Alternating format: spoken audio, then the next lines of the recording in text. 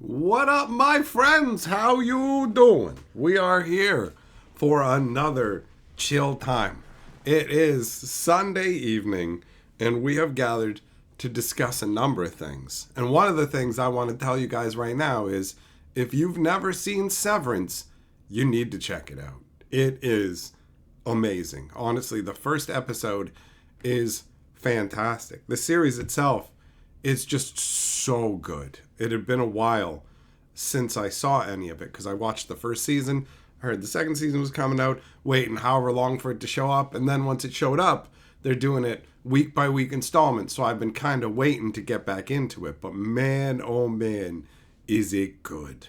All right, so let's grab the live stream link. We'll share that in the Discord, and then we shall have ourselves a chill stream. All right.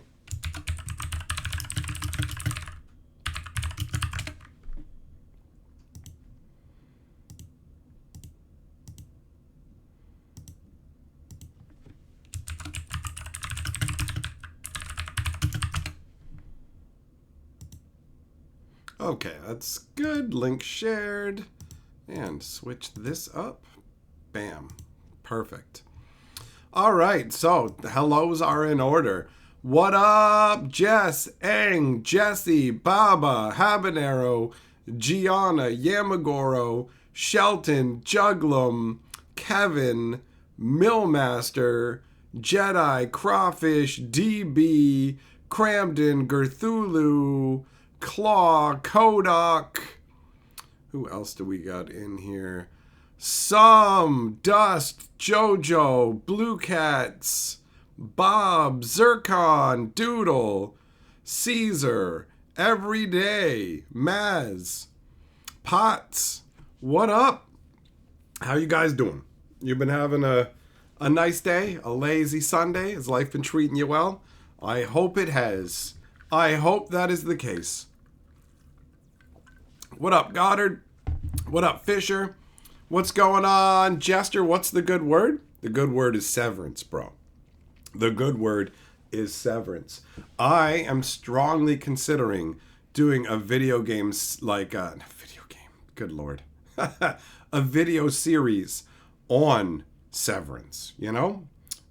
Most likely over on the Hatcher channel, because that seems like the best place to nestle that. But I watched the first episode again today, and I have like 2.5 pages of notes that I have made based on it because there's just so much going on. It rewards you for paying attention.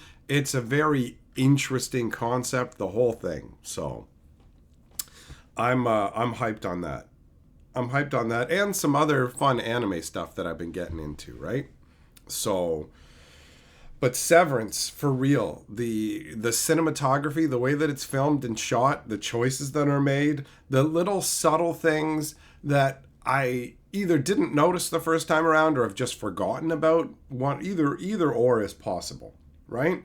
But just the way they choose to do everything with that show is so good.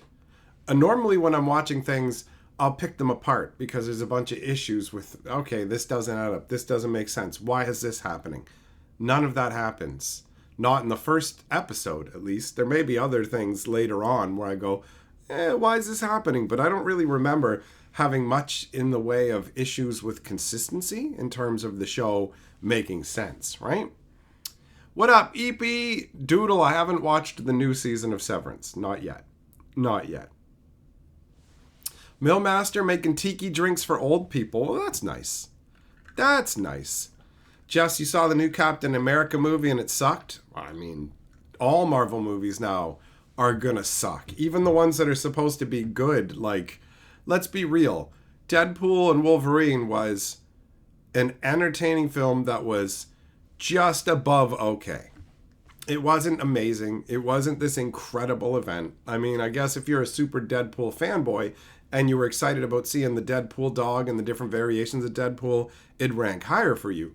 But ultimately, Marvel doesn't make good movies anymore. They basically, once Infinity War was over, from there on in, pretty much a complete downward spiral, with a few little exceptions here or there. The Guardians of the Galaxy 3 movie was a hell of a lot better than the second movie, you know?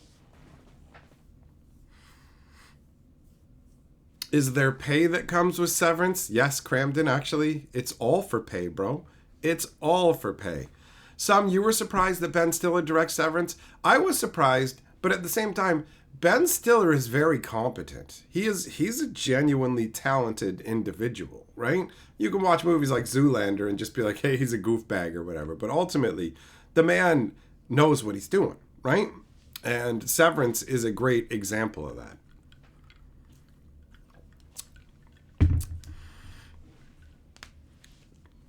Blight Steel, what's up, man? MCU and Wizards are about the same in quality with their products. Actually, as much as Marvel sucks, I got to give them credit. They're better than Wizards of the Coast now. They're not trying to just shove, like, they're not like, hey, in the new Marvel movie, it's actually the Smurfs. Because that's what Wizards is doing, right? That's the equivalent. That's the equivalent. If Marvel was just like, we're doing this, this is a Marvel movie. It's the Smurfs. What? What? Yeah, no, this is the new Avengers movie, and it's all the Smurfs. What is going on? You know, like, well, people know the Smurfs, and we're trying to get new audiences in. So Marvel fell off around Endgame, and when they tried to do that bait and switch nonsense, where they're like, yay, yo, you like Loki? You know, the cool trickster god? We've got a show based on him. Actually, it's not about him. It's actually about this version of Loki. Okay. Yeah, so you should love her because she's a version of Loki. Okay, but you realize that our brain isn't going to treat this like the same character. No, it's a parallel, like it's another dimension version of Loki, and you gotta like it, because look at how much ass she kicks. She's running around fighting everybody, and the Loki that you like has been completely neutered. And he gets kicked in the junk a bunch of times and has to wear a dog collar.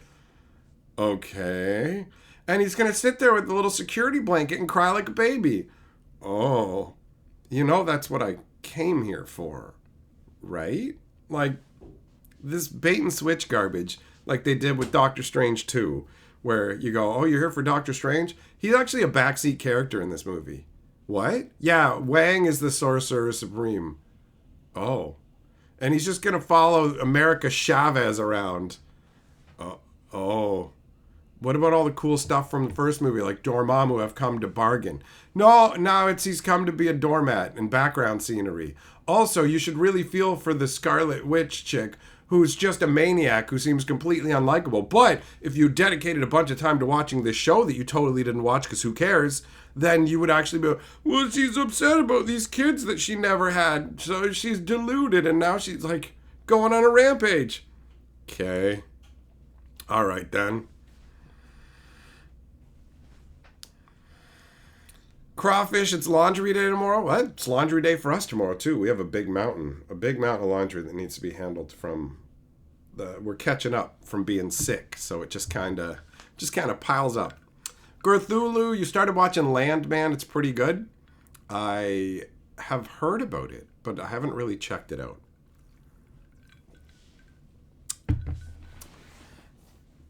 It's kind of on my radar, though. It's Billy Bob Thornton, and it's about real estate, something like that. Anything can be enjoyable if the execution is done well. And speaking of execution being done well, Severance is awesome, and I'm absolutely going to be dropping like spoilers about this. So if you just want to experience it without knowing anything whatsoever, then you're going to want to tune me out. You're going to want to tune me out for this part of the discussion here, right? It's the concept for Severance is a corporation has developed essentially implant technology, right? That goes in your body and it makes it so that it separates you into essentially two different people. So you have your regular everyday version of yourself. And then once this switch inside you is activated, it basically shuts off all of your knowledge of who you are. So you have no concept of who you are whatsoever. You don't know your name. You don't know your family. You don't know any of that, right? You have absolutely no concept of that, but you maintain your knowledge of everything else. So you'll know if, for example, you live in the States, you'll know all the states still, but you couldn't say what state you came from, right? So the way the show starts out is they don't start out by explaining to you, in this world, there is severance technology. They make the really smart choice to start you off with somebody who's just been introduced to this technology and has no concept that it's been used on them. So the show starts out with a woman sprawled on a conference table, laying there almost as if she's been drugged, knocked out, or it's got this vibe of something has happened to her. What is it? And so she just awakes on a conference table to a voice asking her what her name is. Like, what's your name? And so she wakes up, she's all groggy, trying to figure out what's going on, and she's trying to get answers. But the voice coming through the little intercom, it just keeps insisting that she needs to answer 5 questions for them. Just answer 5 questions for us. That's it. What's your name? Who are you? And she runs around trying to get out. It's interesting as well, the little details, like the conference room actually has padded walls, but they also have the same kind of sterile feel that you will get if you've worked in any of these kind of corporate environments. I spent a fair bit of time working in cubicle style jobs where you had to deal with inane nonsense and all kinds of different management, and the way that they treat people is pretty dehumanizing. So I feel like if you're somebody who's been in one of those environments, this show is going to land even better for you. What up, Terror? How's it going, Kensuke? What up, Hippie? Thompson, how you doing, man? So basically, she wakes up. They ask, who are you? What's your name? She doesn't know. She can't say, right? She tries to get out of the room a bunch, and then she just kind of resigns herself to interacting with the mystery voice coming through the speaker. And it asks her, it was 5 questions. Well, how many are about your identity? Wait, what was the sequence of questions? It was, what's your name? One of the questions is, what's your name? One of the questions was, how did it go? What's your name? What are the color of your mother's eyes? Name a state. Name a state from the U.S., right? Then there's this incredibly inane question about, what did this man whose name you don't recognize? It's basically like if they said, what did Mr. Johnson have for breakfast? What does he have for breakfast every day? And it's just like, wait, what, that doesn't even make any sense, right? So it's a series of questions that show that she can't remember who she is. She can't remember any details about her personal life, but yet she still recognizes like the parts of America, the information that's necessary for her to function in the role that they have for her. Because ultimately, she finds out, like, you've been given this job because this technology has been used on you. The company ends up bringing you in, and they use this technology as like an ultra NDA, right? Non-disclosure agreement, where yourself when you're outside work literally can't remember anything that's happened while you're at work. And at work, you don't even know who you are. They just assign names to you, or you get to pick your name. That part isn't clear. But you're arbitrarily given a name. And this whole like woman's awakening where she's figuring out what's going on, the details that go along with it, has this other parallel where we have the guy who's already been working there for a while, and he's being moved up into a management position. So he's part of the onboarding process for this woman, and he's kind of fumbling his way through it. He wants to do it in a more human approach, but the corporation has just a book of scripts that you have to go with. And if you've ever done any work where you're required to stick to a script, if they say this, you say this. It's that kind of a vibe, right? So this guy is pretty upbeat. The guy who's been moved up to management in charge of onboarding her. He's pretty upbeat, But then they cut to him outside of work and he's just weeping. He is just a broken man, right? Like crying to the point where his hands are shaking. There's a lot of great acting in this show. So you see him he's completely miserable, completely miserable. And he's crying in his car before he goes into work. So he goes into work, and before he's allowed to go down to the floor where he takes on the persona of the inner version of himself, right? Because that's what they are. He has to put his personal possessions into a lockbox and take his work possessions. And everything is so nondescript in this place. He takes his watch off, puts on the watch that he wears at work. It doesn't even have numbers on the face. There's such a strong control of information in this company. So his employee key card has just a little blue like teardrop symbol on it, essentially, right? And that's it. There's no identifying marks, anything like that. So he gets into the elevator to go down into the place where he works. And once you go down through the elevator, that's when the severance technology kicks in, right? And it cuts you off from who you were outside. So they do this really subtle little tiny zoom in while the change is happening. And when you exit back out, they do this really tiny subtle zoom out that lets you know back to the larger world, tightening it into a smaller world, right? Like there's all these little touches that add so much. So when he gets to work, he's no longer the outer version of himself. He is now the in version, the one, that's what they call them. The people who are inside you, they're innies, whatever you want to call them. So he's now Mark, the inside version of himself. And he's not a broken man. He's just normal, maybe slightly upbeat, right? So as he's walking along, he reaches into his pocket and he finds this wet tissue from the crying version of himself. And he looks at it puzzled, right? And he whips it into the trash.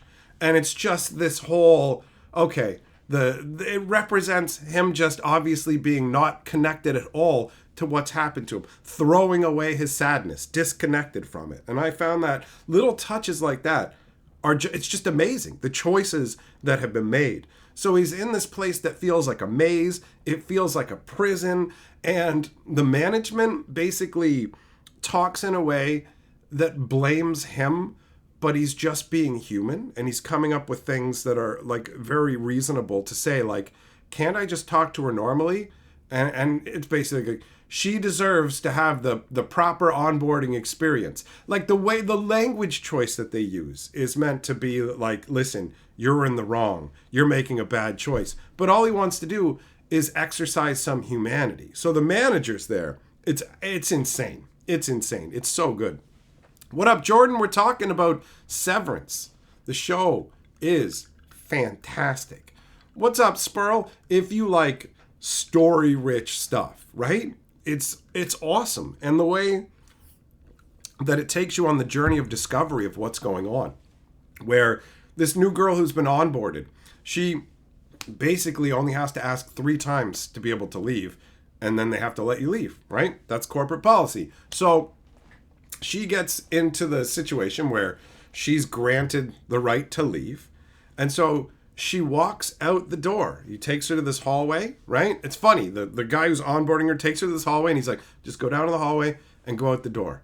And she's like, you're not going to walk with me? He's like, oh no, I'm not allowed to look out there. You know, like he abides by the corporate strictures. And she's like, this is weird. This whole thing is weird. She's freaking out. She's like, am I alive? Like, am I cattle? Did you guys grow me in a vat? Like, it's just all this insane mind fuck stuff, because what's going on is absolutely insane. So she goes to the door to walk out into the world. Boom. Okay, you're free. You can just leave. She walks out the door and then she finds herself walking back in the door. She's like, what the hell? So she turns around and goes out the door, and sure enough, she comes back in. She's like, wait, what's going on? I know I walked outside. How am I in here? So then she turns around, takes a running start, runs through the door, stumbles out the door, and then sure enough, she's back inside again. And she's just like, it's bizarre world. What's going on? We don't know what's going on as the audience, right? What is happening in this moment? This is insane, right? So she walks down the hallway, goes back to the manager guy, and she's like, I wanted to leave. And he said, you did. And she's like, no, I didn't. He said, yes, you did. You did leave. And she's like, so I have no choice in the matter of being here? And he's like, yes, you do. You chose to be here. The fact that you're here right now means you chose to be here. And it's just going, what is going on right now? It's incredible. It creates this insane mystery. What's really going on is as soon as she steps out the door, she's the severance technology, boop, it's just kicked in, right? So she's returned to her normal self. And her normal self is like, what the hell am I doing out here? I'm supposed to be in there. So she walks right back in. But the inversion of herself has no memory of that because she can't remember anything that the main version of yourself knows, right? So it's just amazing. It's just amazing. Zakurin Super Chat says, yo, having a good night so far? I saw the commercial or something for that series. It looked fucking like a Black Mirror series. Here's the thing about Black Mirror. Black Mirror is clever in some ways, but it's very repetitive. Like, Black Mirror just turned into everything's a techno dystopian, like dystopia every time, cyber eyes and whatever. I got tired of Black Mirror pretty quickly, actually, because it didn't feel like it delivered as much as I was hoping for out of it. You know what I mean? But this is, I mean, yeah, you could definitely say it is a Black Mirror style concept in terms of the dystopian nature of it. But there is an incredible amount of depth to this show. Like, just the all the little elements, man. For real. Just the different employees that work there that range from people who are there but they're somewhat complaining about the company, right? Versus like the one guy who has basically got Stockholm syndrome. He's full on sycophantic and he's been with the company for a long time. I'm curious to know more about like what's going on with that guy.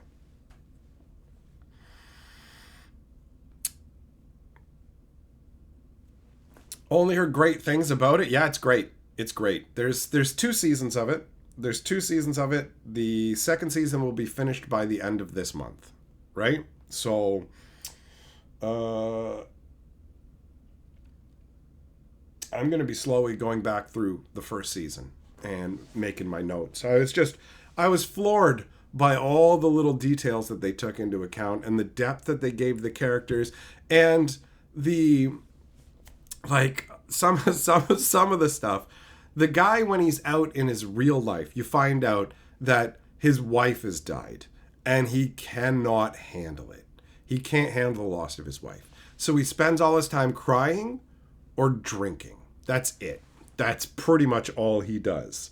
And he took this job understandably because for 8 hours, he's not thinking about his dead wife. He's not miserable, right? So the contrast between the 2 versions of him is very interesting. They go to a dinner party. He gets picked up by his sister, and they go to a dinner party with no dinner that is full of pseudo-intellectual bullshit, where it's just like the kind of pretentious people that make you want to claw your eyes out when you're talking to them. I hate conversing with people who think that they're smarter and deeper than they are, and it's just a facade. It's just this fake construct where they think if they present themselves a particular way, that makes them the thing, and they're absolutely not. So in this conversation, we get to discover just like secondhand that this whole severance technology is actually really controversial and they might be looking into it in the government, right? So the department that he works for does something that feels vaguely menacing. Like when you see them working, they're just sitting at computers and there's just numbers on the screen and they grab groups of numbers and dump them in the trash. And it just makes me wonder, I feel like there's going to be some kind of connection to actual people and them. So like, I feel like there's going to be something genuinely sinister about the job they've been doing. And they're not going to realize the awful things that they're essentially responsible for. And so there's the bigger argument, the bigger discussion, the bigger investigation of free will, right? It's brought up at the dinner party, like, basically somebody brings up that they're trapped there. The inside version of you is trapped there inside whatever workplace. Like, imagine you could just go, I got this chip in my brain or this thing in my neck, wherever it's located, and I can go to work and I don't have to be there for work. I don't have to pay attention. I don't even remember it when I'm done. So I go to work and then instantly I'm done work and I'm getting paid and everything else, right? There's going to be people who see that as appealing. And the one guy is talking about, he's like, I got to get my work done. I don't want to lose out on my bonus. I want to get a waffle party. And you just know, like, waffle party. That sounds so sad. I've worked in places where they're just like, it's free food day. You can have one hot dog and one can of pop, and that's it. That's it. No, can't come back for a second hot dog. This is to show that we value you. Here's 30 cents of terrible dog meat. So one of the guys who worked there even longer is talking about how they used to use coffee creamer as an incentive. You couldn't get cream for your coffee unless you basically hit bonus level. And the management at the company is absolutely amazing. Amazing in terms of how dead inside they come across. Like, you've got not the highest level manager, but the one guy right below it, who's basically, he just says, oh, I'm really sorry that this happened. Think about Blake, the guy who does the announcements for Magic the Gathering, and how dead inside he sounds when he's talking. That's how this guy sounds when he's like, I'm sorry to inform you that Petey's no longer working here. You guys were my favorite work friendship. And he doesn't mean it. There's no genuine emotion to it whatsoever. Not even close. Not even close. The guy gets, the main character that we're following, he's getting promoted. So he gets called in to the chick who's in charge of the entire operation, basically. I mean, she's not in charge of the whole corporation, but she's in charge of the division that he works in. And her office is a big office with gigantic, like, bay windows and everything you would expect. But the view outside those bay windows, gigantic concrete blocks, gray nothingness. And he gets called in and they basically tell him, Petey's gone and you're going to be promoted. The board is going to be a part of this meeting. So they have an intercom speaker that the board is there. They say nothing through the entire meeting. And so he just sits there at first waiting for somebody to say something and then realizes he's supposed to be talking and he just kind of stumbles through everything. And the board is there. He even tries to thank the board for being here. And she's like, the board will not be a vocal part of this discussion. It's just, it's insane. It's amazing. All the actors are doing a great job. It just gives such an oppressive and corporate style sterile environment. It's amazing. It's amazing. Spartan, you wouldn't work there? I mean, you don't know what it's like inside, bro. You don't know what it's like inside. And I remember some of the things that happen in some of the other episodes as it progresses. I'm not going to get into that here in case you want to get into it and find out the progression. But I really love the contrast of the dude who's been there for years and is being groomed for a higher management position, but not high enough that he really gets to know what's going on. He's just there to keep control of the lowest level. So they still are basically gaslighting him, manipulating him, but they're moving him up a step. So you have this guy who's been here for years, and then you have this new chick who's experiencing this for the first time, and she's what we would feel like, right? It's great the way that it's done.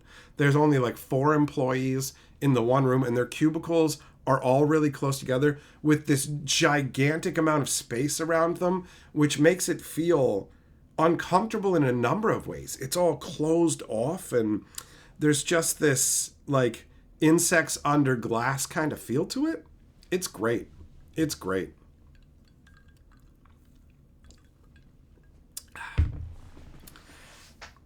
Break stop, you did a Mystery Booster 2 draft with some friends? Nice, man. That's good. That's a nice way to spend some time.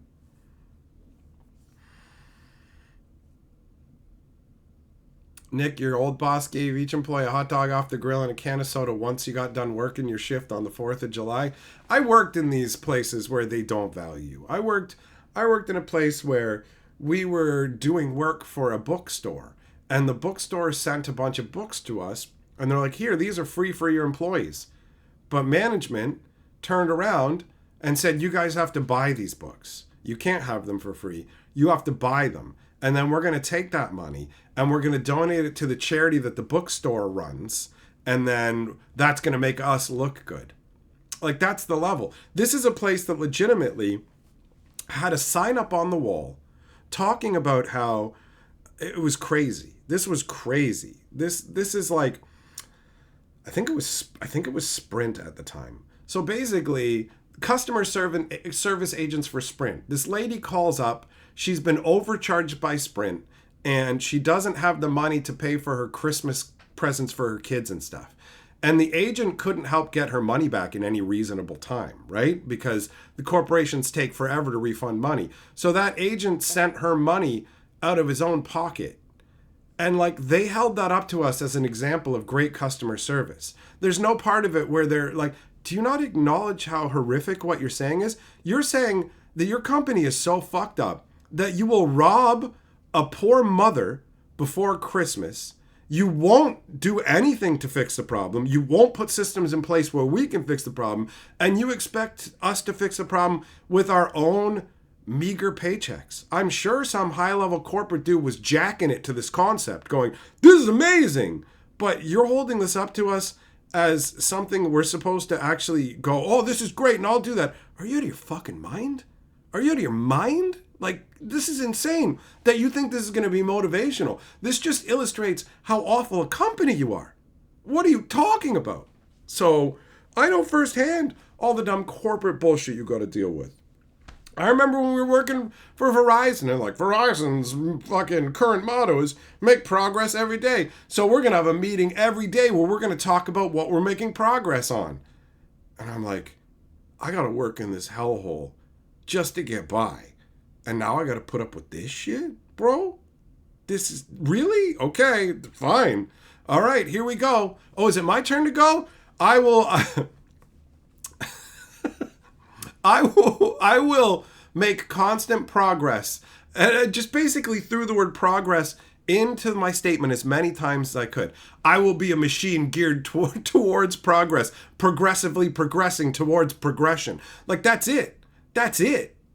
This is the kind of shit you're going to get. Like, I'm going to come here. Fuck you. You pay us shit all. You try and keep us afraid of losing our jobs all the time. And then you want to do this corporate horse shit. You fucking steal books that were meant to be given to us and try and force us to fucking pay for them. You fucking dickbags. Like, what is the matter with you? What is wrong with you? No, I'm not going to do this shit. No, none of it. None of it. It's just ridiculous. Tell us what you're going to make progress on every day. Yeah, you know what? After I said my progressively progressing towards progression shit, we never did that again. We never did that again. It was just so much empty crap and trying to manipulate. We're a family here, you know, and what you do matters and you matter. Oh, yeah, I know I matter. Thanks for the little certificate you made saying I'm doing a good job where you didn't even spell my name right. I really like that you taped that up on the wall like we're in kindergarten. You know that this is a bunch of horseshit. We're not a family. You don't give a shit about me. I get no leeway. That's how it works. We're a family means you got to pitch in. You got to be available at extra times. You got to do everything. We're a family means, oh, are you sick? Yeah, you got to go pay for a doctor's note and whatever. No, we're not taking your word for it or any of that. It's a very one-way street. The we're a family is always a lie. We're a family. I'm not making enough to get by. I need more money. Whoa, whoa, whoa. We're not that kind of family. Listen, we have a raise system built into our computers, okay? And it's on a curve to guarantee that even if you do everything you're supposed to, that you can't get the maximum raise. Oh, wow. So we want you to bust your ass for the next 3 months for an 8-cent raise. No, I don't think I'm going to do that. Oh, but if you don't do good enough, we might fire you. Fire me. You think I care? You think I want to be here? No, you firing me is just enough motivation to look for another miserable bullshit job, okay? This place is a fucking hellhole, and you can go fuck yourself. Like, it's just insane the way these places fucking operate, man. Just awful. Just awful. What up, Shorio? So, oh yeah, all the stuff, man. These companies would be like, oh hey, the one I worked at was like, okay, so there's this upcoming holiday, and you have until the end of the day to respond saying that you're not going to work it, or you'll automatically default to yes, I'm working it. And then they sent out an email later going, hey guys, we decided to actually change it, and we're going to set it to if you don't say yes, then it's automatically a no. Do you know why they did that? Because what they were trying to do was fucking illegal. That happened a bunch of times where they would do something and you just be like, that's illegal. Oh, we've had a change of heart. Yeah, fuck you. We know the law, right? That's it. That's it. Not everybody, but enough employees know the law to push back and go, you can't do that. That's illegal. What? Yeah, you should fucking know this. Look, we're just going to pick whatever's best for us and try and run roughshod over you. So Severance really speaks to me from the level of having worked at genuinely awful places where they didn't care about you. Now, for me, it didn't really do that much because I'm fucking unmanageable. That's how it works. You can't actually manage me. You can leave me alone and I'll do an awesome job. That's what I'm here to do. I'll do my job. I'll sell like a motherfucker. I'm better than anybody else you got. But as soon as you try and manage me, get fucked. I'll keep sticking your spokes for my own amusement. I don't give a shit. Like, your biggest threat is you can take away a job I hate. It's like you're threatening to cure my cancer. So, what are you gonna fucking do? Right? All my managers learned to leave me the fuck alone and let me do my shit. Because I got killer numbers. They're not going to let you fucking fire me. You have no power to fire me. You have the ability to take me into a room, show me a piece of paper that I will sign because I don't give a fuck, and then I'll go right back to work because my numbers are amazing. So let's not waste each other's fucking time with this bullshit. You're not going to end up feeling like you're an actual manager when you're dealing with me because I don't give a fuck, right?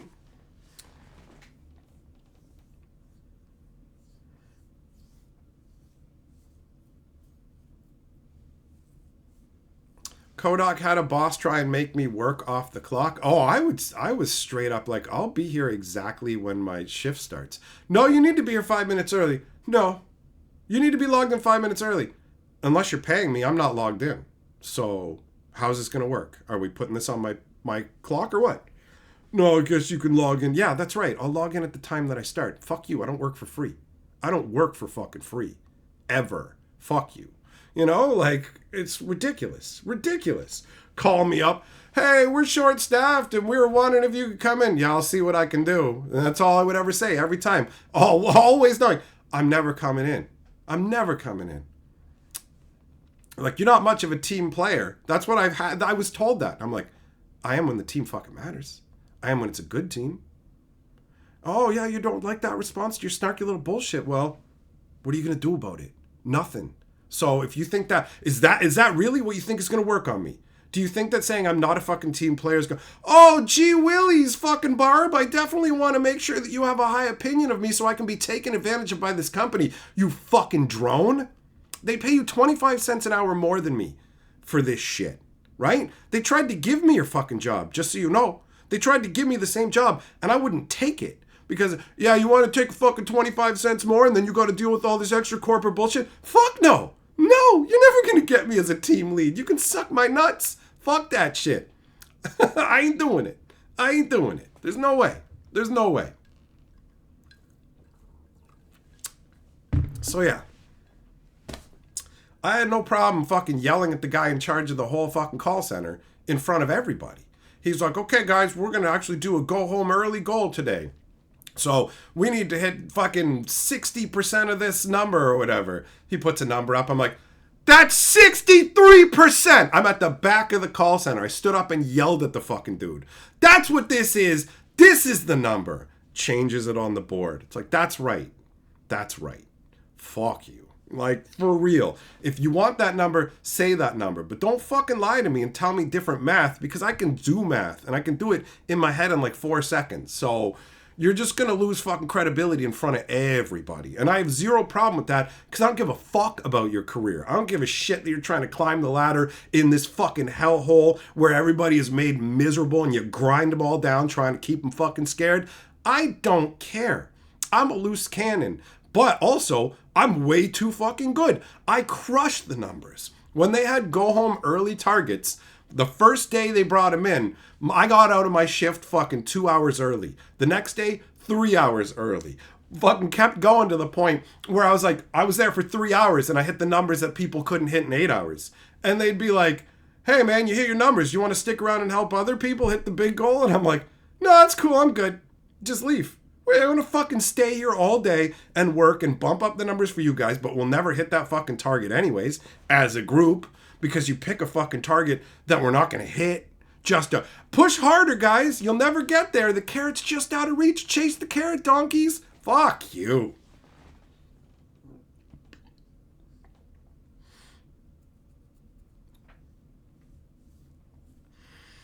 So yeah, the whole corporate nature of Severance, all of it, it just like, bro, I know I've lived it. I've lived it.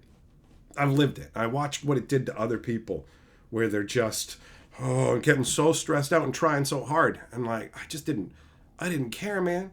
I didn't care. Who gives a shit, right? My favorite was when I got to the point where I was just completely fucking checked out and I was taking advantage of their systems and all the problems they had set up where it's like, bro, I can connect the dots on all this shit where it's like, okay, if I'm in this program, this is old software, you literally have to have somebody from the Philippines call all the way from the Philippines to the building I'm in, find my manager, and get the manager to come and tell me to log out of the system. But here's the problem. My manager leaves after the first hour of my shift. I have no manager for 7 hours of my shift. So I'm just going to log myself into that system. At first, I waited for them to call me, and then I hopped in. And then, when they weren't calling me, but they were calling other people to hop into that system, I hopped in with them. And then I just started hopping in there myself, saying, fuck it. Because that was the most pointless, soul-crushing work that I had ever seen. Where they're basically, you're calling for a cable company. You're calling up to help people set up their internet installation appointment. So they've gone to a fucking Walmart or some other place and they've signed up for Comcast cable. So we're calling, hi, I'm calling from Comcast to help get your appointment set up to install your internet. But here's the thing, 99% of people you spoke to already had the internet fully installed. Hi, I'm calling to set up an appointment to have your internet installed. What are you talking about? My internet's already installed. And they wanted you to go verbatim. Say word for word the script. Say the script word for word to people. You got to do answering machine messages too. And they told us, don't worry, you leave an answering machine message, it scrubs the number from the list until the next day, and then you call them back tomorrow. But it didn't scrub the number after one call. It scrubbed the number after 5 answering machine messages. The number of irate people I had to deal with going, why am I getting 5 answering machine messages a day from you people about installing my internet when I've already had the internet for 3 weeks? Why is this happening? Obviously, I don't have a good answer. So I just went, fuck this. They want me to go verbatim.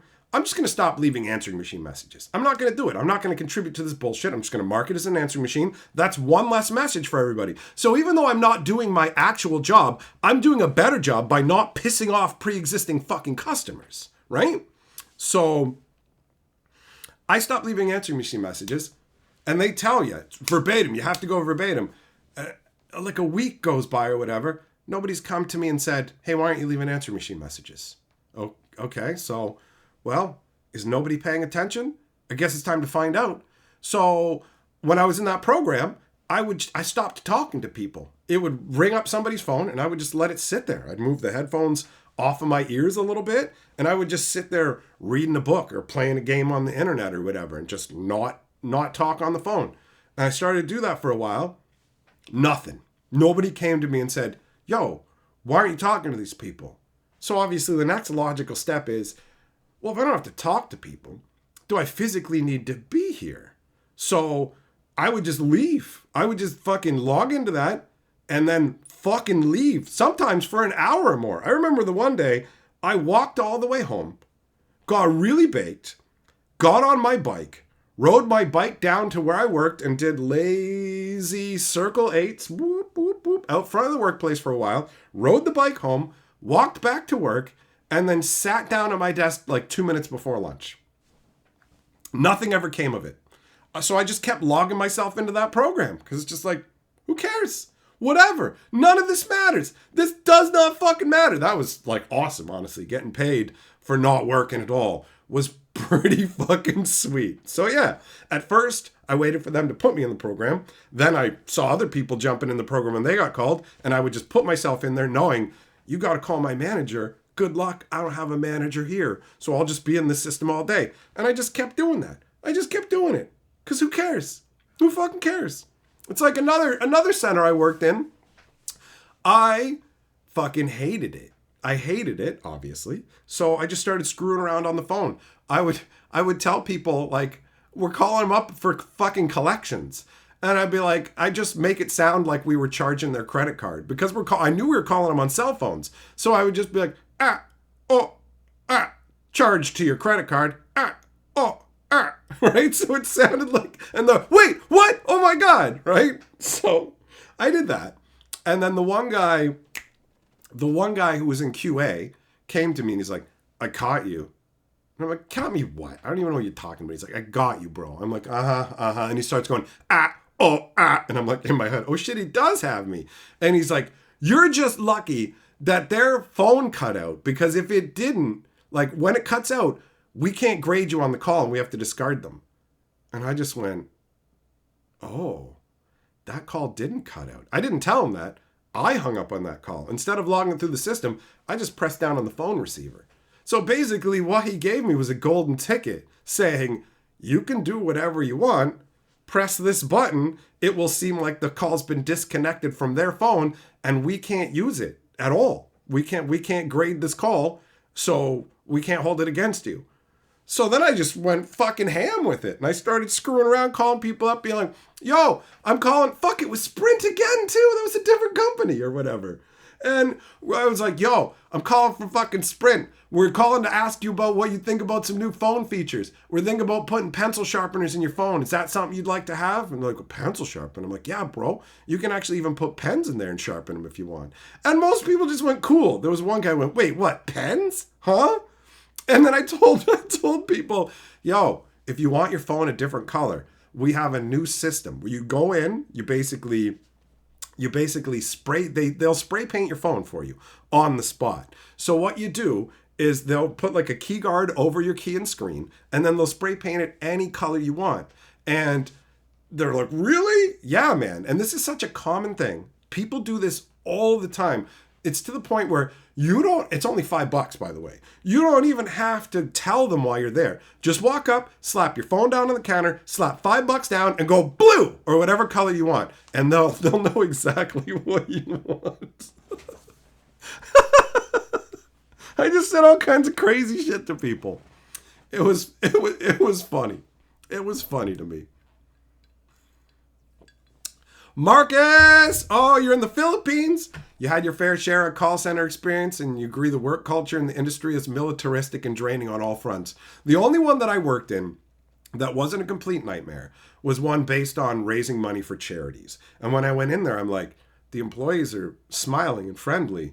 And wait, you guys have a kitchen with free tea and coffee and you got a dishwasher where you wash mugs and stuff for us to use? And are you allowed to treat us like human beings? Like, is this legal? You know what I mean? That's how it felt. Finn, yeah, I'm just reading the script, sir. Bro, you know what was really fun to do is say ridiculous shit to people and insult them and have them get really worked up and then just act like you're so stupid that they would calm down. It worked. I would say very insulting things to people and then they would rightfully get worked up at me. And I would be like, I would act like I was an imbecile. So at a certain point, they're like, you're too stupid to have tried to offend me. You didn't even realize what you were saying was insulting. And it's like, yeah, I did, you fucking clown. But you'll never know. I remember when, like, you know, the put me on your do not call list thing. That's like a big deal. If you don't do that, that's like a fucking $10,000 fine for the company. Like, it's a huge deal. So I had a lady who was being a super bitch. And she's like, put me on, do not call us. I'm like, nah. She's like, what? I'm like, how about we call you tomorrow instead? Right? That's what I did. And for some crazy reason, this center only recorded the parts of the calls that were the sales. Maybe it was to save money on recording space or whatever, but they didn't record the entirety of the phone calls. So this lady, I set her for a call back the next day. And the only reason that they found, like the company found out, is because the client was calling in to do like a monitoring session where representatives from the actual hiring company and the company you're working for listen to phone calls.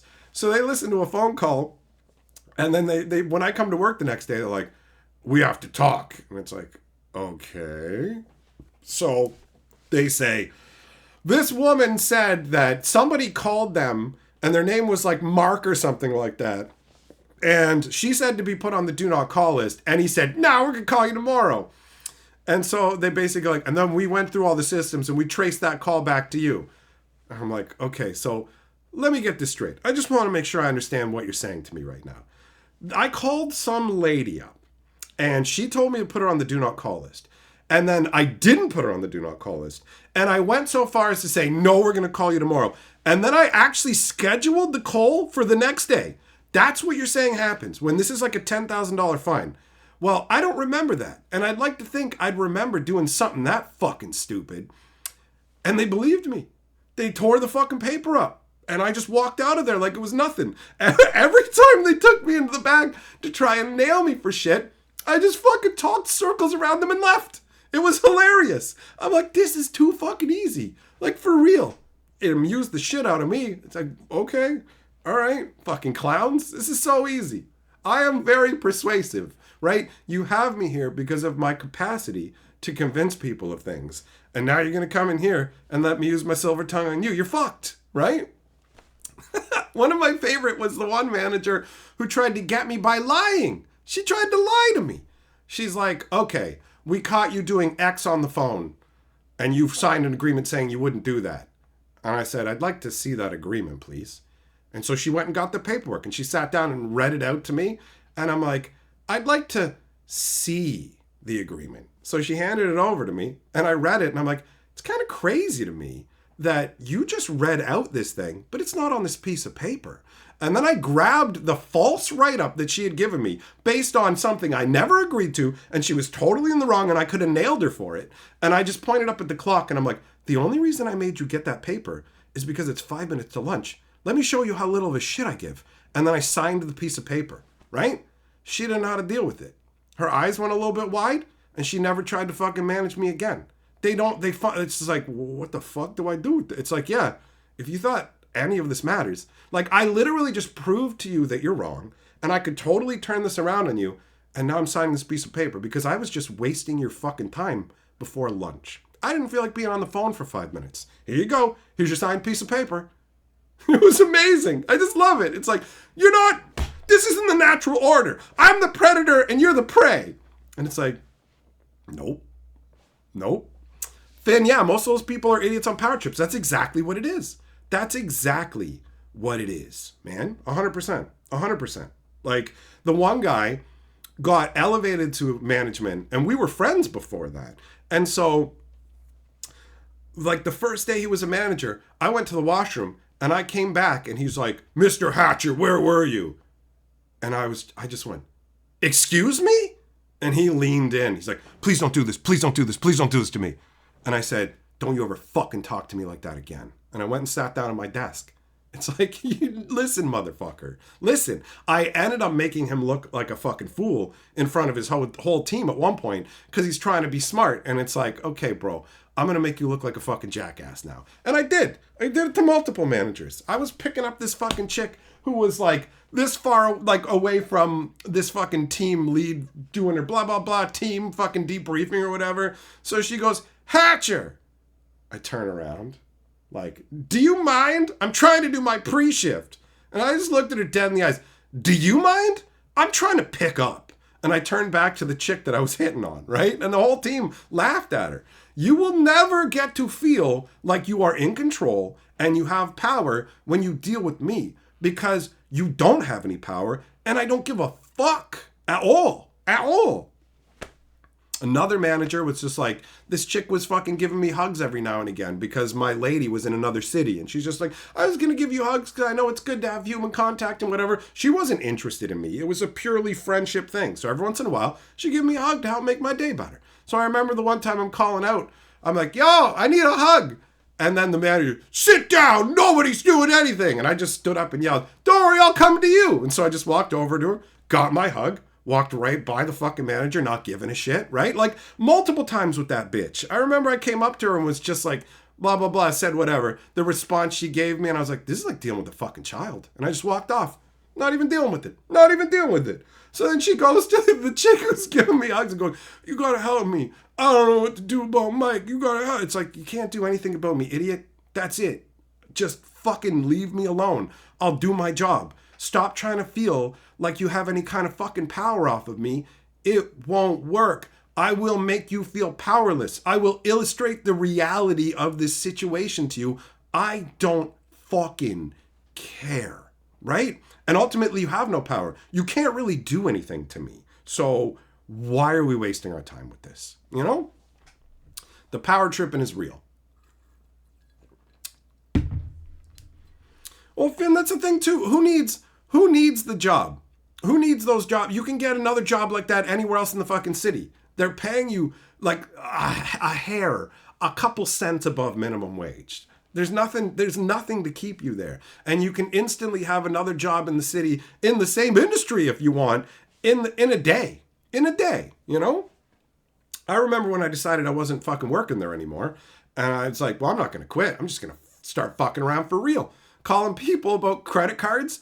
And they'd be like, no, I don't want it. And I'd be like, bear in mind, our credit card's a plastic rectangle. That was it. That was my response if they said they didn't want one.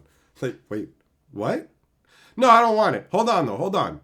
Our credit card comes out with your name on it and our name on it. That's 4 words. How many words is your card giving you? You know, like, just shit like that. So the one unctuous chick who was actually in charge of listening to calls caught me doing that. And she comes over, she's like, go home, don't come back for your shifts this weekend. And first thing Monday, you go to human resources. And I left going, yeah, I'm getting fired. Awesome. So I came back in on Monday and I go to human resources and I'm chatting with the human resources lady who fucking loves me. She hired me. When I first came in to interview for the job, I was chatting with her and then she was like, we should probably do the interview so I can get you scheduled in. Because she had already decided she wanted to hire me. She loved me. So we're just cracking jokes for like 5 minutes and I'm in a great mood because I'm there to be fired and I'm fucking done, right? And she's like, she's after 5 minutes goes, what are you doing here? And I'm like, what do you mean, what am I doing here? I'm here to be fired. Like, you're supposed to fire me. And then she's like, I don't know any reason why you're supposed to be fired. And I don't feel like firing you. And then the other lady who was in the room was like, yeah, honey, go dial. And I was just like, oh no, that's not happening. And I grabbed a piece of paper off her desk and a pen. And I'm like, here's my phone number. You call me when you know why I'm supposed to be fired. And then I laughed. I laughed. I was like, I'm out. Fuck that noise. Fuck that noise.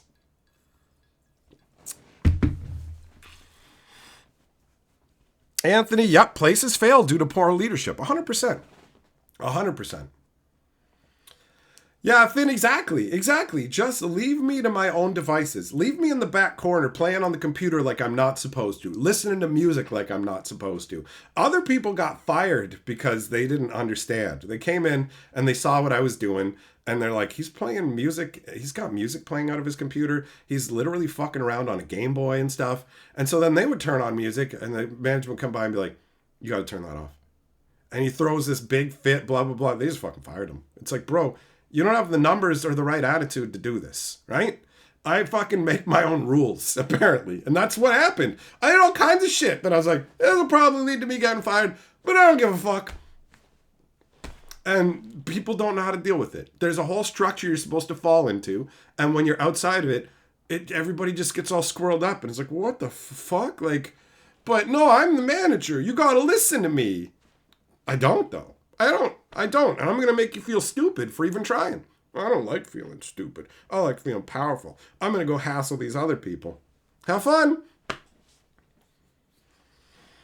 Zakur and guys like me make for great humor in deployment situations. You're either really good for the team or make leadership so mad it'll be a good show. Yeah. Oh, man. Those places were great for picking up ladies, though. I'll tell you that right now. It's like you're stuck here for 8 hours in a boring, shitty place, and I can just spend that time making you laugh, putting a smile on your face. Yeah, it went really well.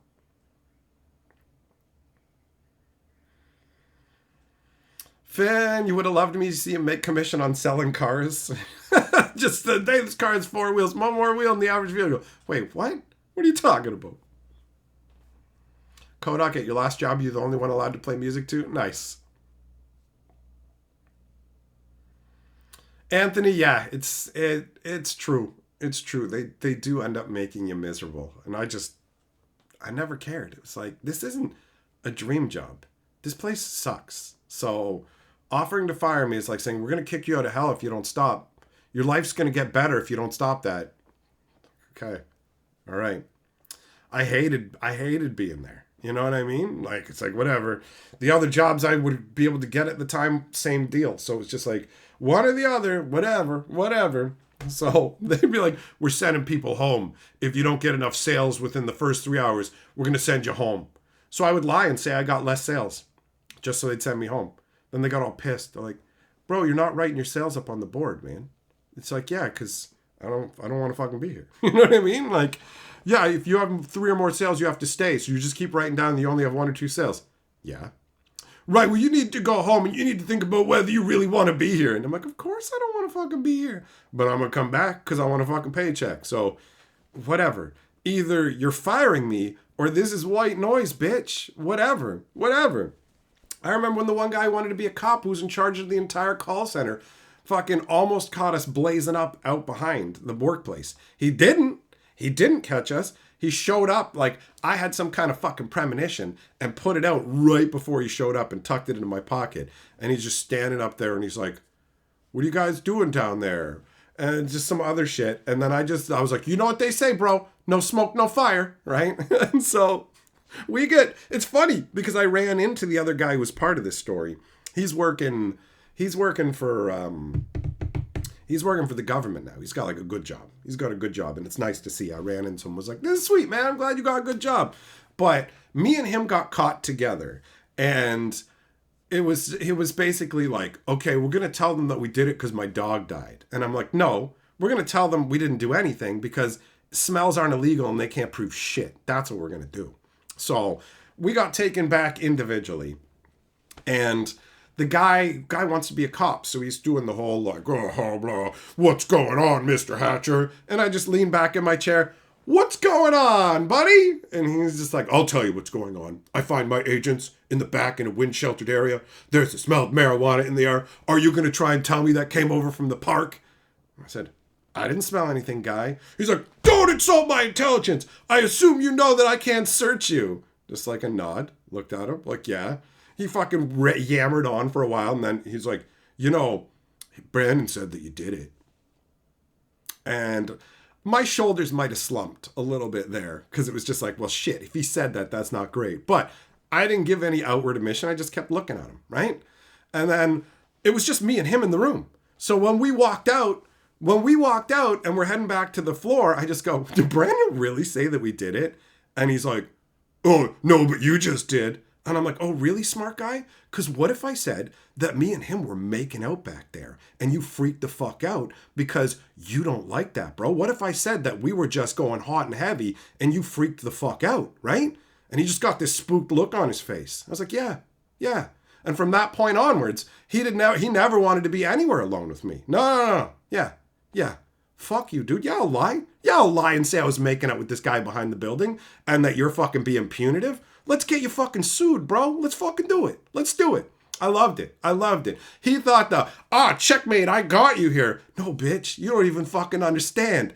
I've got you. You were dumb. You came into this room alone. You always should have 2 fucking managers. Never come in alone. No, then it's just your word versus mine. And now you got to prove that you don't fucking hate gay people. Have fun with that one. No, I swear they were smoking herb. Nah, bro, I was grabbing his ball bag behind the building and he came and freaked out. And honestly, I'm super uncomfortable. So I'm gonna have to sue the shit out of your company, right? Because this is massive levels of discrimination. That was awesome. The look in his eyes. It's just like, yeah, motherfucker, yeah. He couldn't get out of the bathroom alone with me fast enough. He was just like, shit.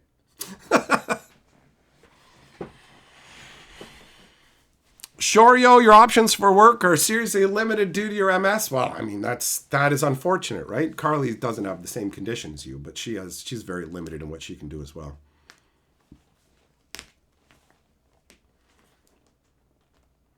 Zakura in the military kind has exceptions for those who are really good at what they do. Otherwise, the middle manager will get reamed by their superiors. So, I mean, that makes sense. That makes sense. Finn, yeah, you go to work to put food in your mouth. That's the only reason. Yeah, that's why you have a job, right? Like, here's the thing. You're a corporation. I'm the Hatcher Corporation. And the Hatcher Corporation only cares about the fucking paycheck that we're getting. We don't care if your business does well or anything like that. We don't care. We don't care. I've never worked hard for other companies because they never rewarded me. They thought the reward for working hard is we won't threaten you with losing your job as much. Okay. It's not going to do it. It's not going to do it.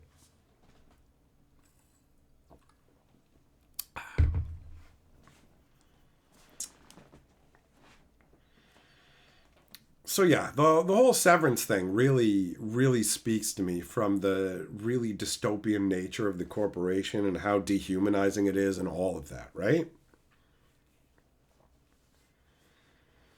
Jordan, you wish you could have joined the military too? You have too many mental illnesses for that? You can just pretend you're in the army, bro. Put on Full Metal Jacket and go, well, I'll tell you what, I ain't no steer. Zakurin, you thought it was to buy expensive luxury cardboard rectangles. Magic wasn't that pricey back then. Magic wasn't that pricey all the way back then. So long ago. I miss a bunch of the fun I had, like making friends in those places, but I don't miss the work or how we got treated.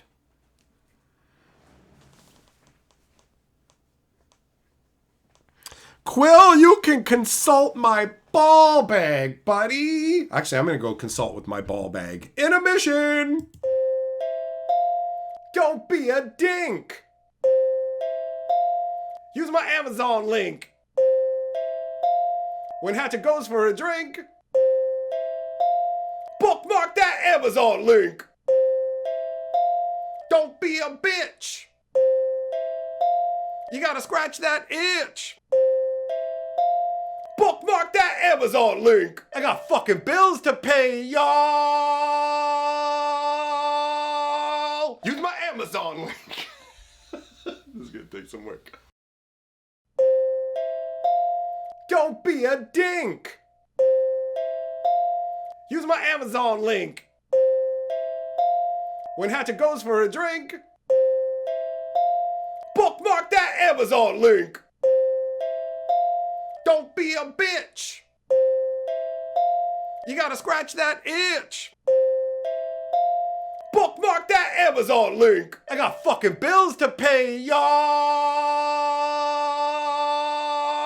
Use my Amazon link. This is gonna take some work. Don't be a dink. Use my Amazon link. When Hatcher goes for a drink, bookmark that Amazon link. Don't be a bitch. You gotta scratch that itch. Bookmark that Amazon link. I got fucking bills to pay, y'all. Use my Amazon link. This is gonna take some work. All right, I'm back. I am back. So yeah, Chandra, jumping down off the shelf here. You little bitch. What are you doing? You little skank. I want to go fast. I sit in my dad's lap when he gets speeding tickets. So yeah, man, I any of the places that I worked were like the jobs were all terrible, and I never worked very hard. I've actually worked much harder with this whole working for myself, being an entertainer, making videos, live streaming, all that.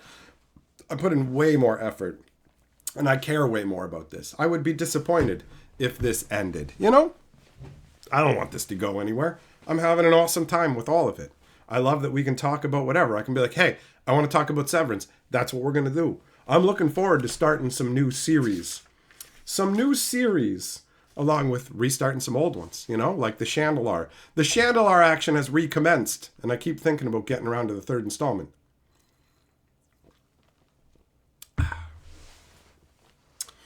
DJ Longhair, what's up?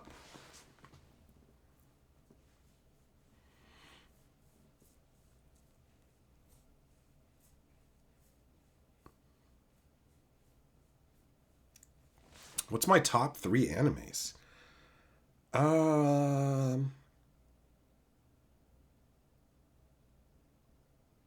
really liked Inuyashiki. Full Metal Alchemist, like the Brotherhood version or whatever, was amazing. What else? There's some other ones that I really liked. Hunter x Hunter was good. I'm hard pressed to like put any automatically at the top per se, you know? The one that I just checked out yesterday that is fun is a middle-aged online shopper in another world. And essentially it's a dude who goes to another world and has an interface where he can buy things from the equivalent of like an Amazon website. So it's a lot of fun. It's a lot of fun. And I'm also in the second season now of Solo Leveling, which I quite enjoy as well.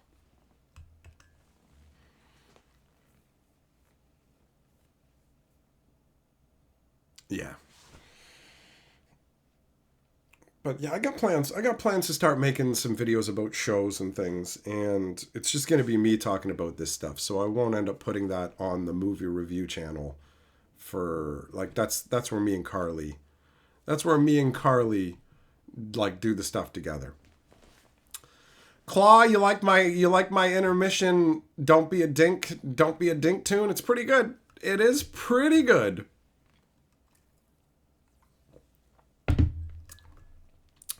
Eric, you like Fist of the North Star? Oh, you're already dead. I'm going to grab this little deaf girl or mute girl and fix her up. Your coworker keeps telling you about Solo 11. Is it good so far? Yeah. I watched the whole first season originally, and then the second season is progressing right now. So I've gone back and rewatched the whole first season, and it definitely is enjoyable. Also, Delicious in Dungeons is a lot of fun. Just finished watching that one. Habanero, you watched the Memories trilogy? I'm not familiar with that one, actually. That doesn't trigger any memory. I don't think I've even heard of it in passing.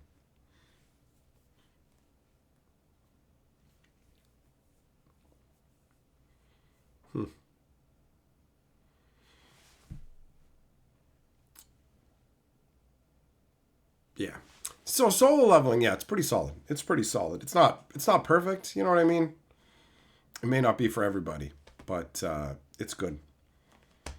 Zakurin, Outlaw Star is legendary. Oh yeah, Desolator mentioned that one to me a million years ago, and I have yet to check it out. I really like Cowboy Bebop.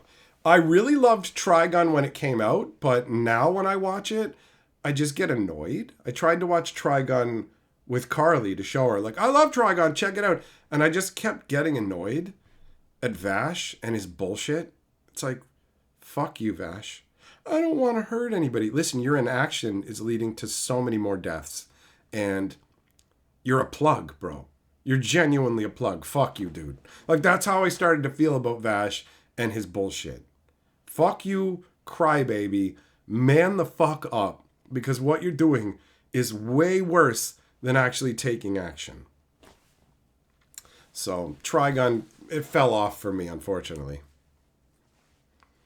Habanero Memories trilogy is relatively weak storytelling, but peak animation. Ah, okay. Tara, have I seen Scavenger's Reign? No, but I have seen Habanero's favorite anime, Wolf's Rain. That's it's awful. Just awful.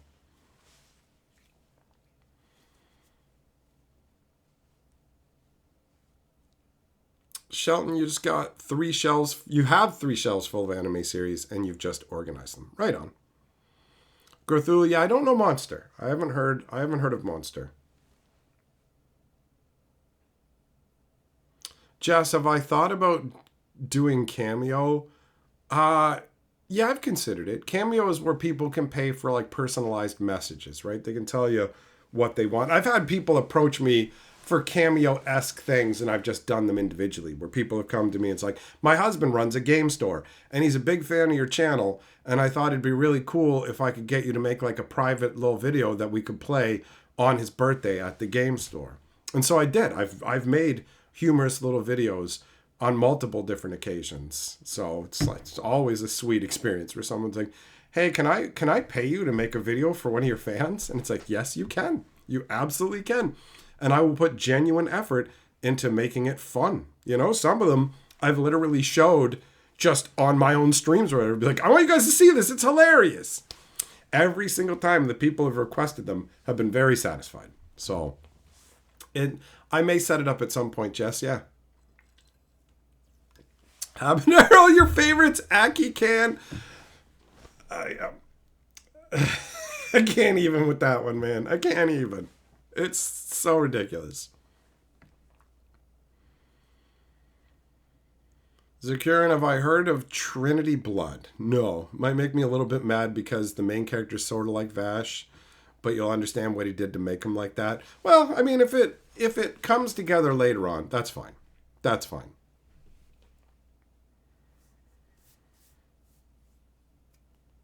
DJ Longhair, you gotta hit me up like a clip saying subscribe but be all rude about it.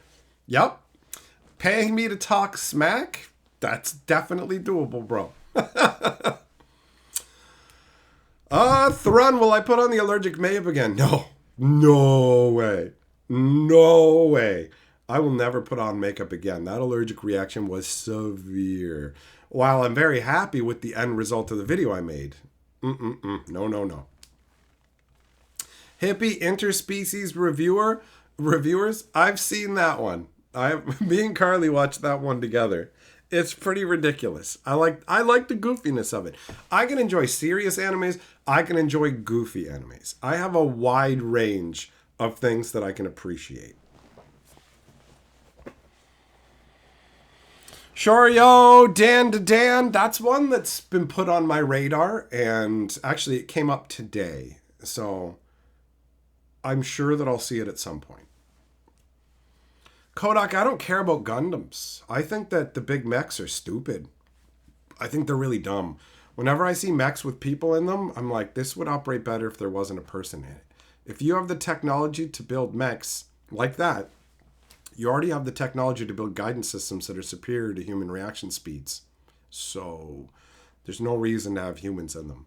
The only time it would make sense for there to be humans in them is if it's alien technology and it needs some kind of bioorganism to meld with because they haven't figured out yet how to actually make it function as regular technology.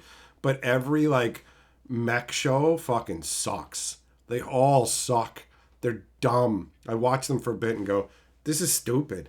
Like that movie, what the hell is it? Pacific Rim, where it's like, so you gotta have people moving in tandem in these to slowly punch? There's no way you'd need to do that. There's no way you would need to do that. It doesn't even make sense. This is dumb. This is really dumb. You're the only one who could do it because you're the brother of the guy. What are you fucking talking about? What are you talking about? Just build it to operate on its own. Have somebody operate it with a joystick. Any of that would be superior. No, but you don't understand. You just got to be in there and drift or whatever. And it's like, this is stupid. It's dumb. So the whole time, like, you know, I just don't care. The mech shows, I'm like, who cares? Go run and get in your mech. Why do they build them to be big humans like that? There has to be better builds. There must be more efficient ways to accomplish the same goals. And they would have every incentive to do so. Cost, efficiency, effectiveness, all of it. So it's completely illogical and unsatisfying. Oh, there you go, Hippie. Yeah, Pacific Rim's so dumb, bro. It's so dumb. It's so dumb. Neon Genesis, yeah, I don't care about Evangelion. I don't give a fuck, man. Every once in a while, I try and watch one of the mech shows, and my brain just clocks out. It's like when we were watching, what the hell's the name of that one? Where the guys got, like, they have really long legs. It's weird. Their body proportions are weird. Rail thin, really long legs. Code Geass. Yeah, Code Geass. I don't know if you guys have seen that one, but it's stupid. At first, I was like, this could be cool. And then I was just like, fuck you, show. This is dumb. So I just left. I'm out. Everyone's anti-Gundam until they find themselves in an unexpected mobile suit battle. That couldn't happen. That couldn't happen. So, how do I get in this Gundam? I guess I'm pro Gundams now.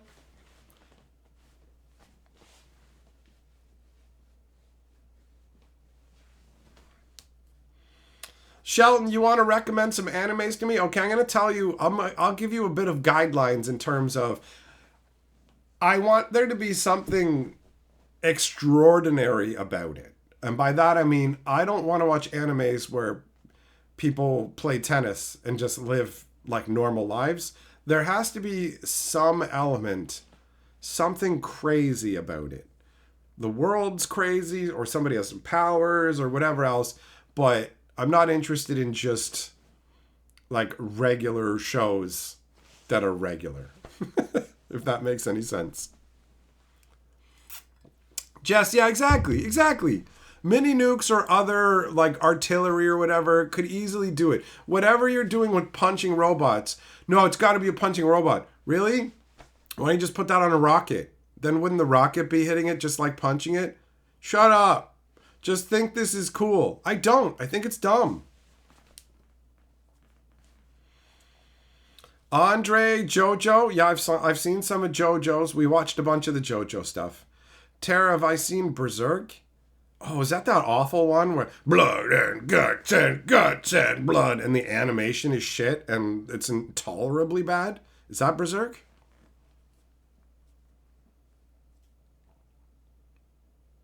Habanero, there are people praising Code Geass?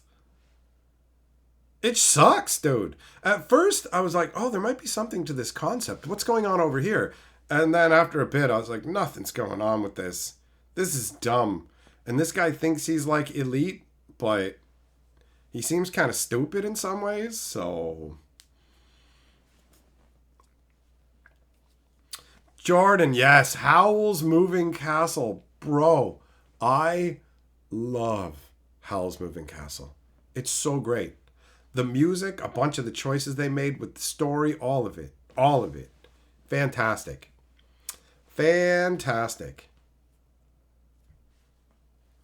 Thrawn, I'm going to be checking out any Berserk. That show always seemed real dumb when I watched it. Me and Carly both went, nope. Like, for real. I'm like, this is what people have been ranting about? Like, people have been going, Berserk's awesome. And I watched it, and it's like, is this...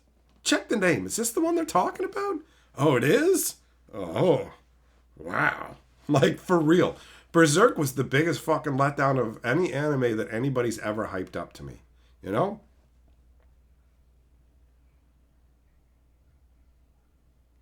It was just... Attack on Titan's pretty good. Yup. One Piece is long as hell, but fun. One Piece is... It's alright. I watched the first 130 episodes. It's okay. Moon Phase is a vampire series about someone who has no powers born into a family of individuals who have supernatural powers and are exorcists. Yep, I can get down with that. Habanero, you watched it when you were a teen because your friends ranted and raved, and then you're just like, this is awful. I've been there. Vampire Hunter D, I've seen that. I've seen Howl's Moving Castle, like a ton, man. A ton. It's great. It's great. All the choices are fantastic. The vanity of Howell, and how if he can't be beautiful, he doesn't even want to live.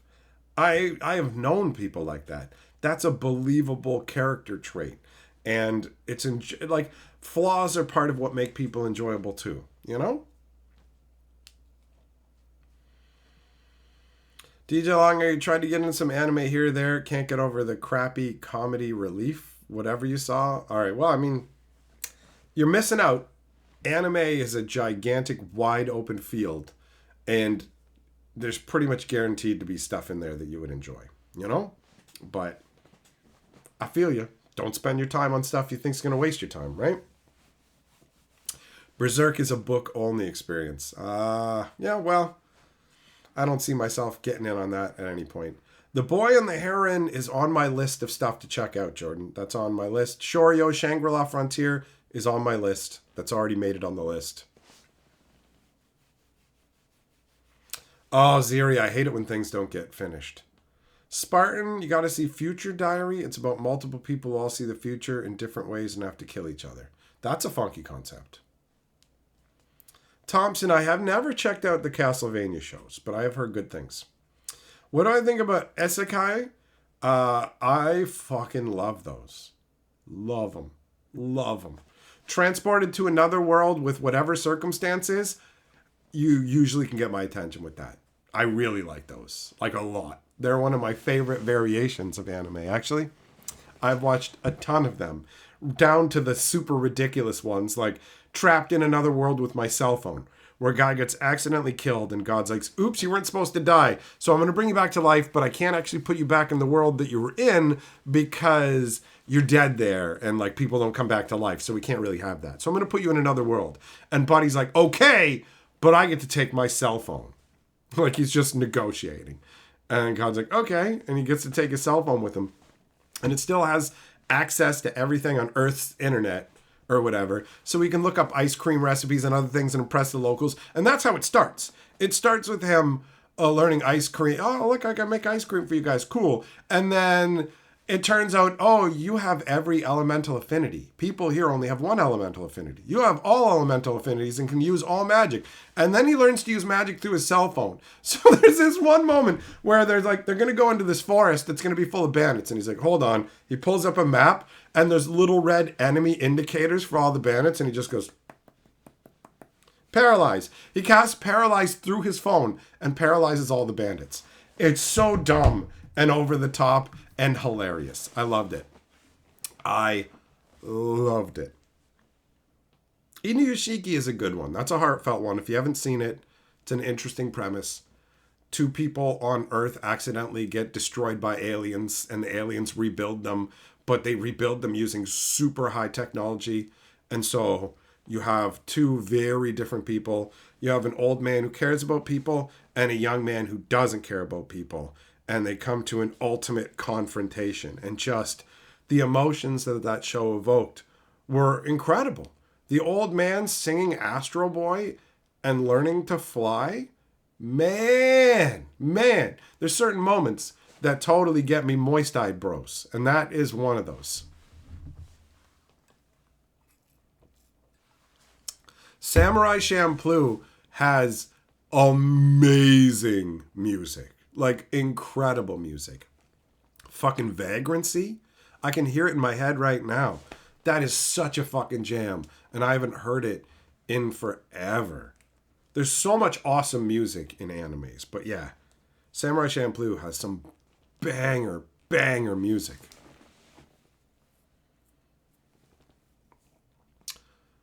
Konosuba. Yep, I enjoyed Konosuba. Saga of Tanya the Evil. Oh, yeah, I saw that one. I saw that. That was pretty good, actually.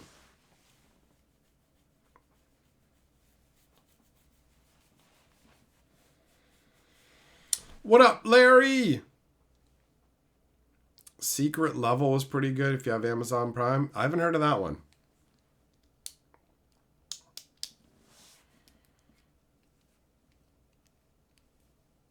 Habanero, all right, buddy. Thanks for sending the link, son.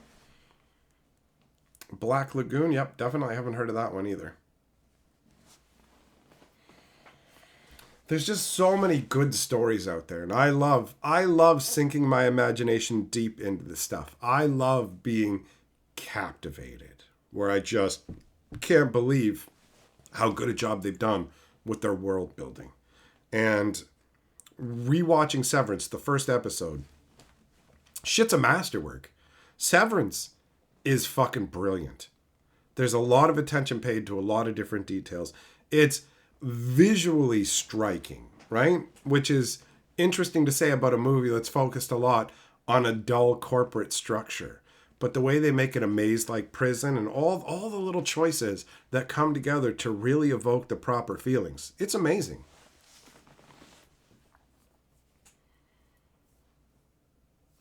It's a video game series, Terror. All right. No go, no life? You mean no game, no life? Because I've seen that. Zakurin, I don't actually really care about slice of life stuff. That's more Carly's. That's more Carly's bag. I want something extra. Andre, did I see BoJack Horseman? Yeah, and it's one I actually plan to try and go back and check out again because it's one of those ones that's comedic but has an underlying depth to it. The same way that Rick and Morty has, like, it's a bunch of absurdist comedy, but there's also some underlying depth to it, which is what makes morons go, only people with an IQ of 400 can really appreciate Rick and Morty. And it's like, calm down, buddy. Me, an intellectual. No. You've got an overinflated sense of your own intelligence, you know?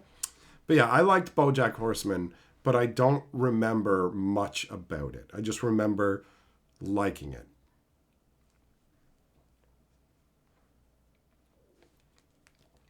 Habanero, you use no game, no life to get your girl into animes. Oh, well, nicely done. Nicely done. Shoryo, Isekai Quartet is a crossover of four, so is four pre-existing ones together?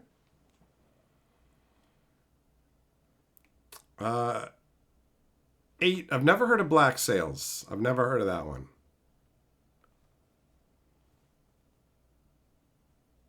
Ziri, the last season of BoJack really hurt your feelings. It's such an amazing premise once you get past the humor. That's the thing. Is people will look at it and just go, oh, it's just like shallow, absurdist humor. Is it though? Is it? When you really get into it, sometimes you'll find something. It's like, you might be getting a little too deep for me. I don't know if I want this.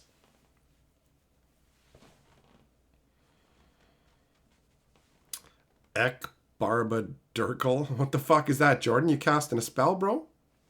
You casting a spell?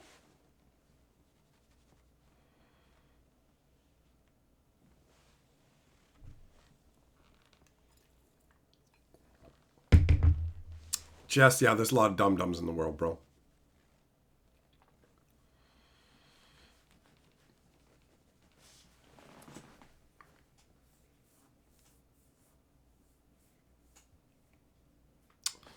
ReZero, I've seen some of that. I haven't seen all of it.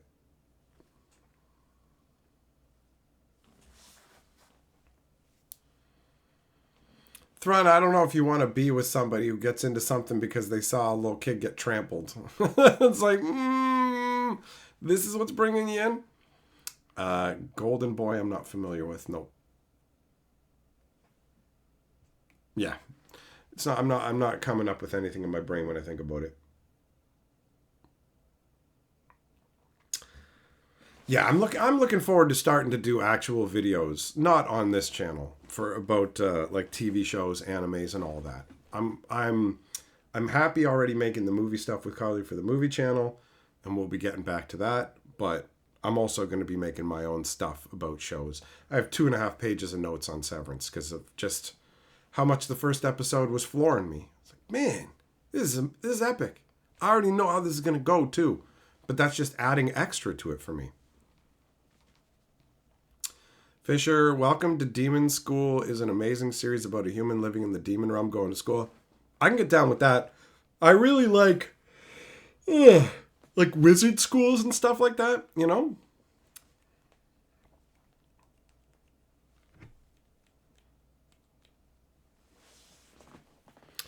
Motorcycle Girl? Oh, that must be a character in one of those shows. Okay. Durara? Oh, is that the one about the Dullahan? Andre, my chakra hurts. 3 by 3 eyes.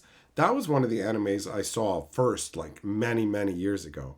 I watched it more recently with Carly, but I remember renting that with my buddy, the guy who actually got me into Magic the Gathering.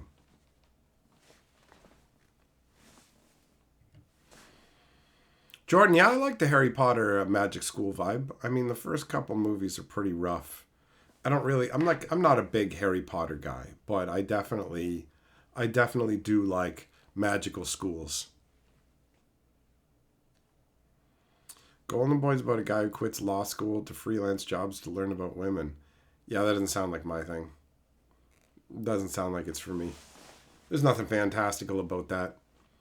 I like I want some big hook. I want something. Something. It can be mostly a normal world, just like Earth and every day and whatever, but I want something different, you know? Zircon, did I see Umbrella Academy? Oh, it's unwatchable. That shit is unwatchable. I read the comic books, and that made the show unwatchable for me, bro.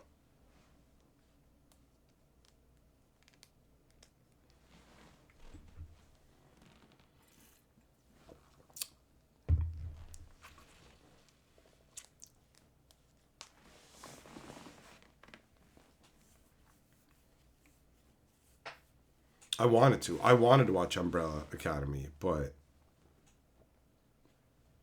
it just was like, okay, this is unfortunate. I mean, that's the case with a lot of things. The written version is almost always the best, and the question is, can what we're looking at come close?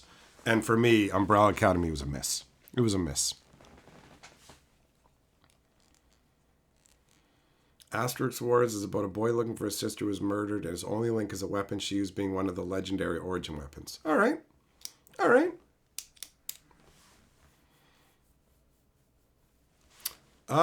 Terror Mashal is great. Great suggestion. I love Mashal. Mashal is also an example of, you know how current like era politics, it was just more in the last number of years, and there seems to be a trend shifting away from it. But we dealt with a lot of forced political, empty, shallow characters that were meant to be hits, but ultimately didn't because they were just, it was just like identity politics and shit like that.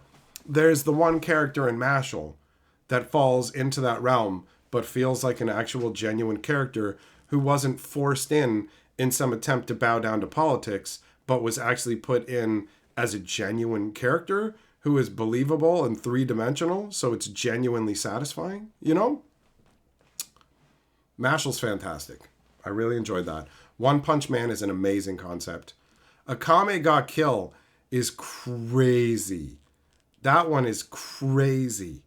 They wipe out like everybody, and you're just like, oh man, the gut punches. Akame ga Kill was fantastic. Fantastic. Jordan Invincible is great, absolutely. DJ Longer only made it a couple episodes into Umbrella Academy. Same, bro. Same. Habanero says, hot tip, Perp loves high fantasy style anime. Hellsing, seen that one. Definitely seen that. Did I see The Expanse? Yes. The first 3 seasons were very enjoyable, and then the show became dumb. Where all of a sudden, the one old lady, Christian or whatever, who was a skilled diplomat, turned into like an angry police chief who was swearing all the time. Get the fucking job done! It's like, you've had a massive character shift here. So the first 3 seasons were great, and then it just kind of, you know?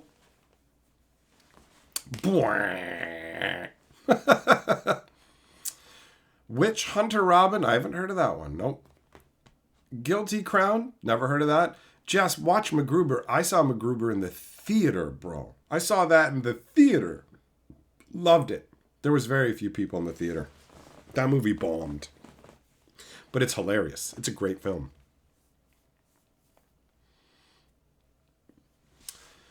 Would I watch Fantastic Mr. Fox? I don't know. I don't know what it is. I don't know what it is.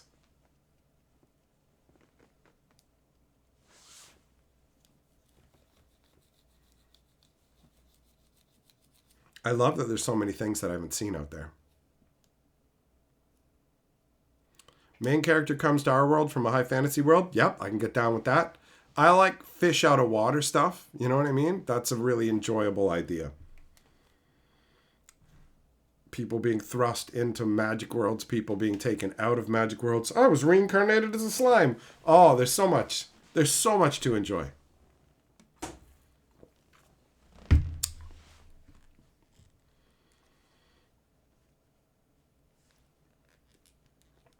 Ergo Proxy.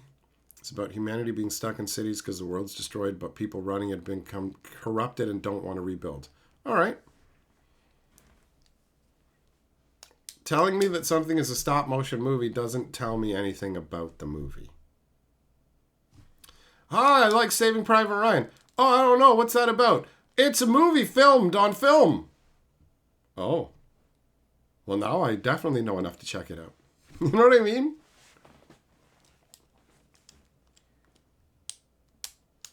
Nan Bagga is a silly one about prisoners who always try to escape the prison they're in. It's super over the top silly. It can be hit or miss. People have steered me wrong before. Whatever that movie is about the guy with like nose hairs or whatever it was, his hair, Bonobo Bobo or whatever. Oh, dreadful. Dreadful and unwatchable. You know? Worst thing I've ever seen though is Level E. Level E. There was another one that was almost as bad, but Level E was just like, I'm insulted that it exists. Habanero, let this grieving soul retire. I don't know if you've mentioned that. I don't remember it. Kodak, Devil's a Part-Timer. I've seen that one. It was all right.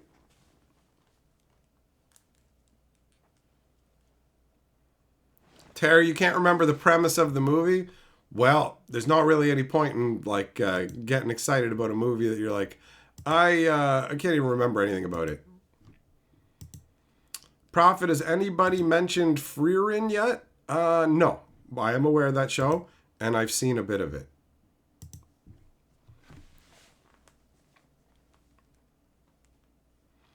Zero knows Tsukima is about a boy who gets transported to an alternate dimension because he was summoned as a pet. All right.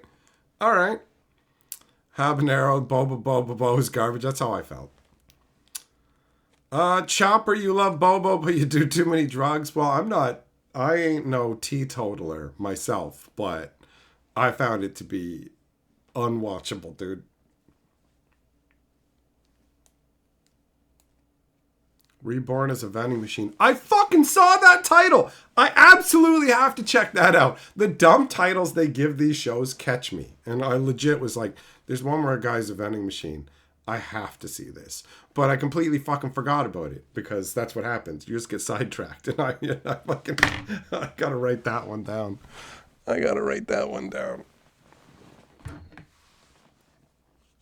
Habanero says, don't do Zero No Tsukima. It's a trap. What do you know, Mr. Aki Can lover? Yeah, Vend is enough. That's enough of a note.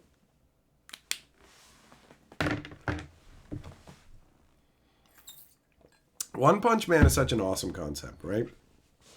I like the concepts that work because you already know so much about these kind of animes. Like the isekais, like the one that I'm watching now, middle-aged online shopper in another world. They speed through getting him to the other world so fast. It's insane. It's like a fucking speed run, bro. It's awesome. I don't know with Aggie Can in mind. Go for it. All right. Well, my friends, thanks for coming and hanging out. It has been a nice time chilling with you. We shall get back together again for another stream tomorrow, unless I get hit by a bus and get transformed to streaming from another world where I'm a cat girl. Oh, fuck, guys. My sense of humor? My intelligence? An actual cat girl? It would be being rich in another world, streaming as a cat girl. All right? That's what I need to do. That's how it needs to go. All right. All right, get on up out of here.